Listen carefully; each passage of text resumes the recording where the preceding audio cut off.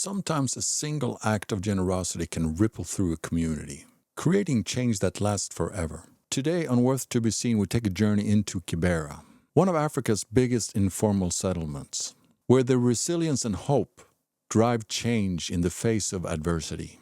Our guest, George, is an educator and community leader who founded the Brainstorm Junior Children's Center and Widows Empowerment Group. Inspired by his own journey as a sponsored child, George has dedicated his life on giving back, offering education, support, and opportunities to those who need it the most.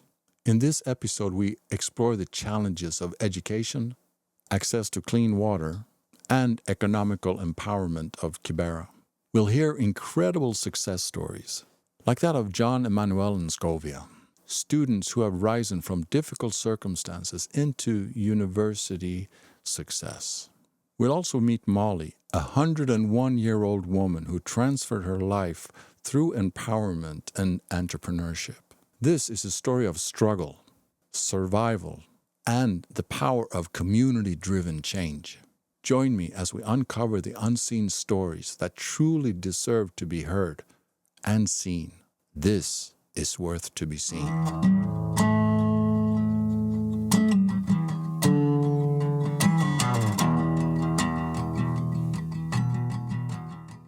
Good morning, sir. Morning to you. How are you? I'm very fine. I will start off by trying to brag a little bit about my Swahili, so I will go, habari ya asubuhi. Nzuri sana.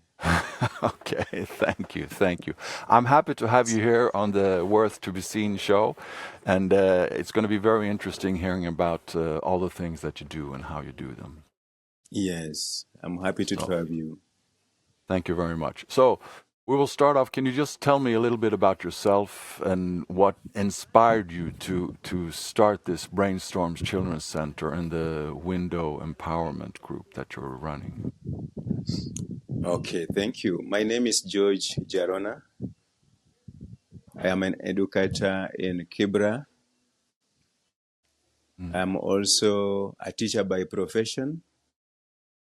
I loved teaching, and that is why I began Brainstorm Junior Children's Center. And with the passion that I have for the community, I saw it very necessary to have the Brainstorm Junior Children's Center since 2010, and also the Widows Empowerment Group, because of the passion to serve the community and to deliver my services to the community.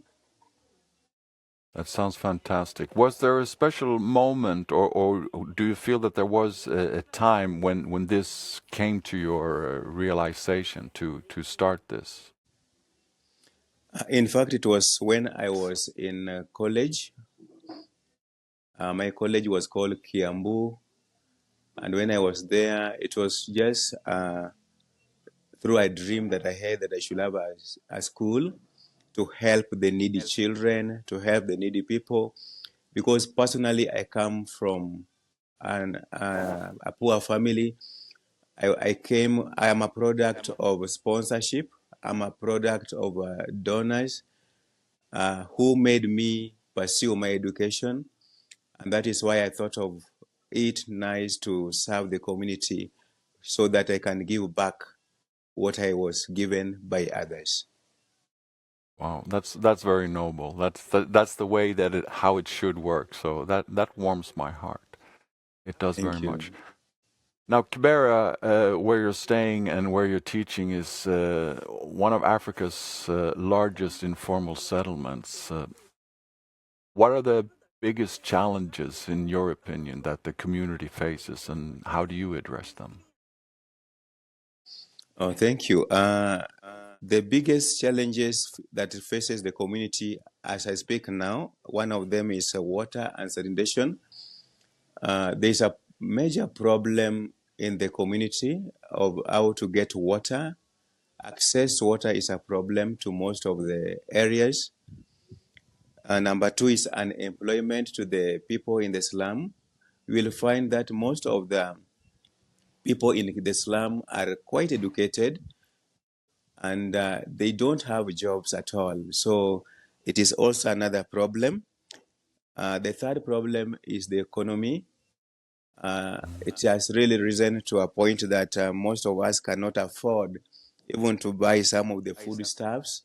So you'll find that these are the three major challenges facing the community.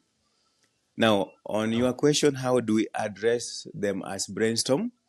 Number one, we as the Brainstorm, we have the opportunities to talk to our parents, and we engage them in some of the small trainings whereby they can start small businesses.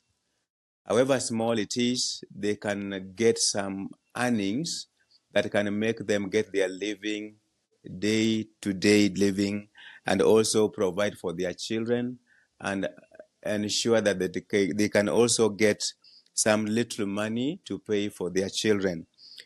On the side of water and sanitation, we only educate them on the importance of having clean environment. And therefore, by having the clean environment and everything clean, then we create an environment that is clean and lovely.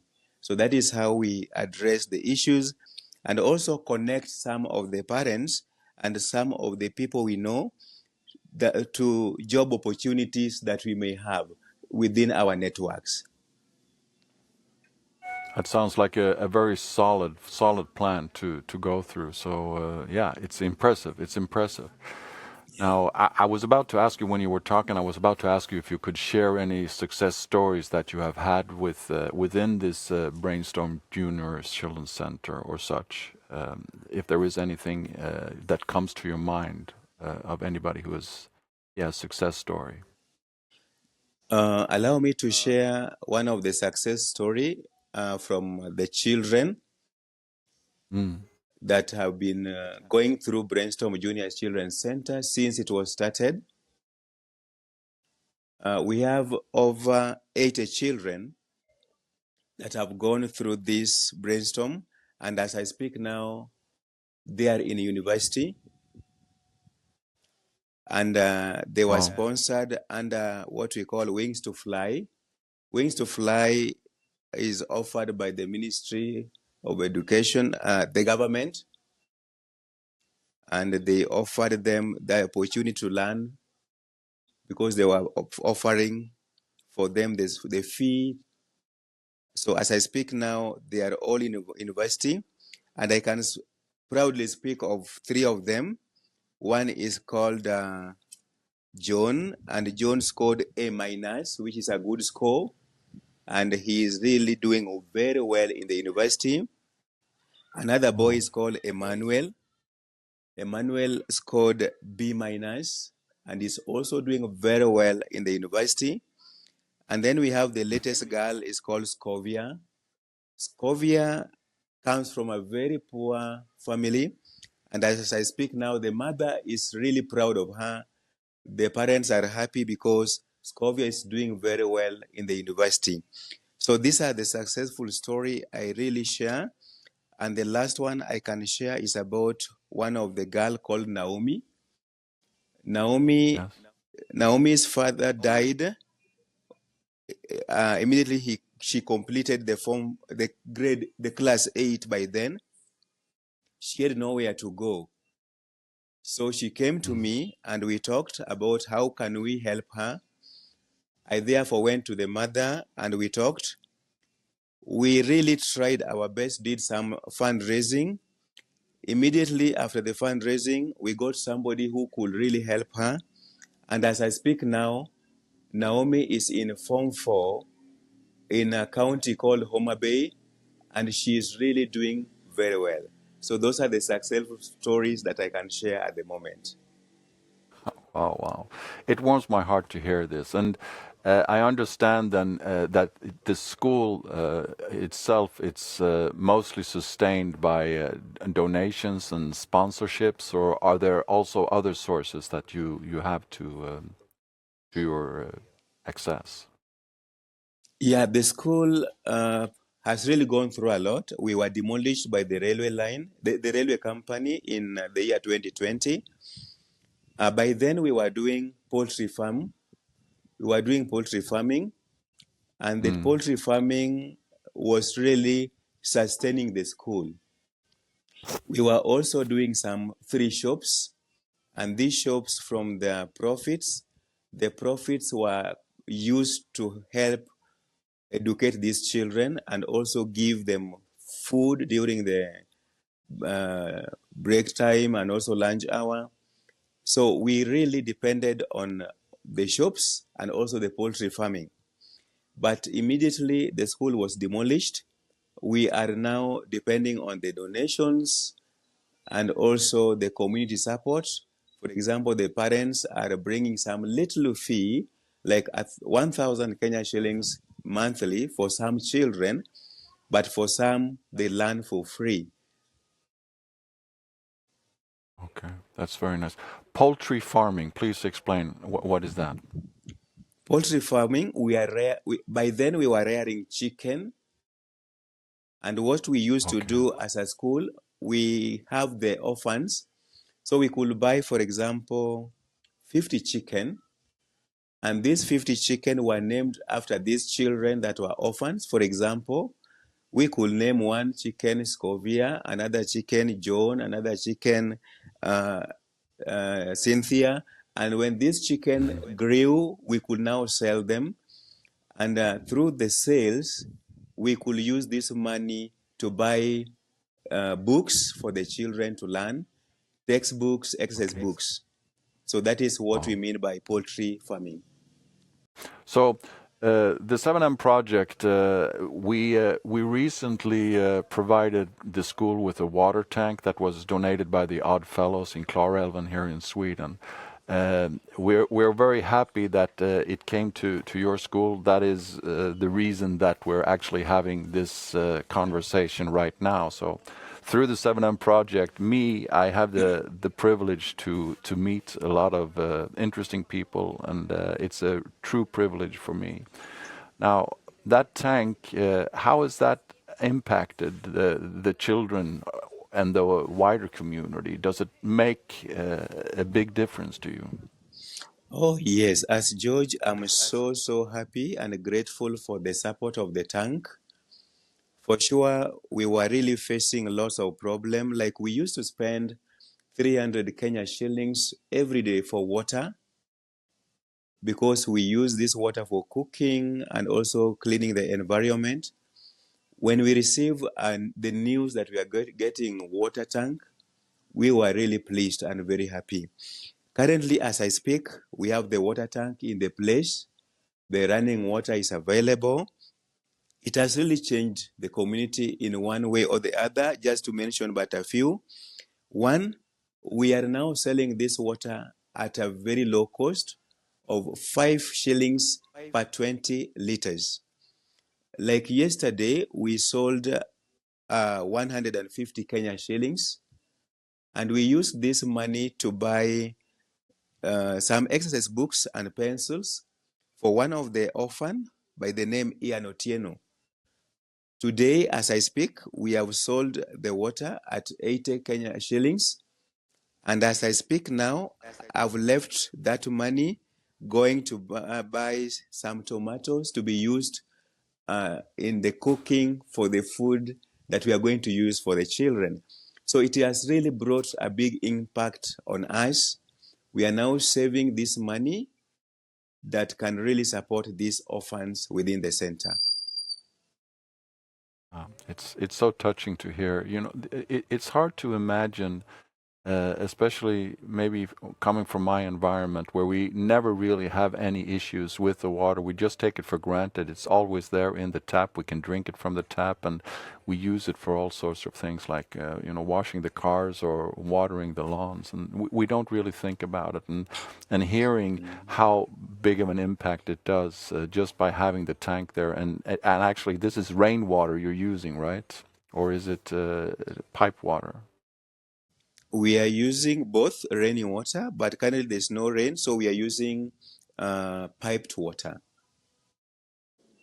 Thank you, thank you. Now, on top of this, you have a widows and single mothers program, and you work with currently, I believe, 78 widows across Kibera.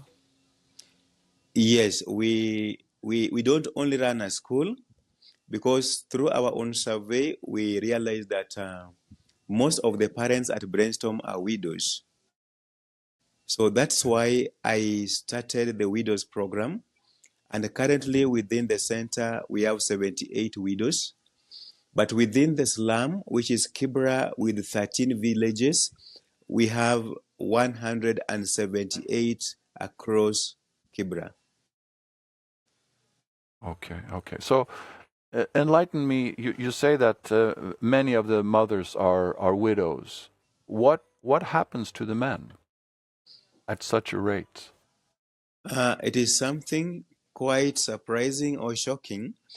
But what I can say is because um, the men do a lot, and sometimes with what they do, it develop maybe something like stress, strain, because they really have to work so that they get something for the family. So that will really make them have like something like stress, strain, and you'll find them develop some diseases like cancer, ulcers, and they may end up now dying very fast. Okay. Oh, that's very tragic. I guess that also there will be some well, alcohol or drugs and things like that also sometimes being introduced in such situations. Yes, it is very true that you will find Mm. most of them are in drugs like alcohol Yes. and other drugs that also interfere with their health status. So the women, the widows, and the single mothers. What would you say is their biggest obstacles for supplying themselves or supporting themselves, whether it's just in the day to day or maybe starting a business or what it is? What challenges do they face? Okay, these widows and single mothers, their major challenges are like one, you'll find that they don't have enough funds to start the businesses. And even if they get some little money to start, for example, 3,000 Kenya shillings, this is the only amount that will be used in feeding the family, paying the rent, doing other things that are needed in the family. So you'll find that the biggest challenge is how to manage this little fund as they run the businesses. Number two Mm. challenge Yes. is on accessing maybe some opportunities to expand their businesses. You'll find they have the knowledge to do it, but now they don't have access to opportunities that can really make their businesses expand. So those are the two major areas that they are facing challenges. But the third one is on also the environment. For example, a place that they can rent permanently where they can be doing the business. You'll find that they have a space, yes, but this place needs to be paid every month. So sometimes they Mm. fail to Yes. pay every month because they don't have money to pay. From the little they get, it is the same amount that they are using for their domestic chores and other needs of the family. I can understand. Yes, I can understand. So, within this project, is there any story that you could tell about that actually has made a difference and a success story for a Oh, widow or oh a yes, single mother? there are so many success stories in this, but I can use one. This is a lady called Molly Aloach. Molly currently is 101 years, and when we found her, she could not really do anything. She didn't even want to do, but as we did the empowerment programs, As I speak now, Molly is doing a business selling eggs, going to a place called Limuru, coming to Kibera and supply eggs in most of the areas. So Molly is really doing well. She can now afford to pay rent. She can also now afford to pay for the children school fee, and she can also afford her own food in the family. I hear you say that you emphasize doing business in a godly way. Now, what does that mean to you, and how do you incorporate that ethical business practice in an environment where survival often can lead to moral dilemmas? Oh, yes, I do emphasize on that because personally, I believe that business can be done in a godly way. And in all we do is only through God that gives us everything. And therefore, what we emphasize on mostly is to ensure that these widows, the single mothers, we teach them what we call moral values.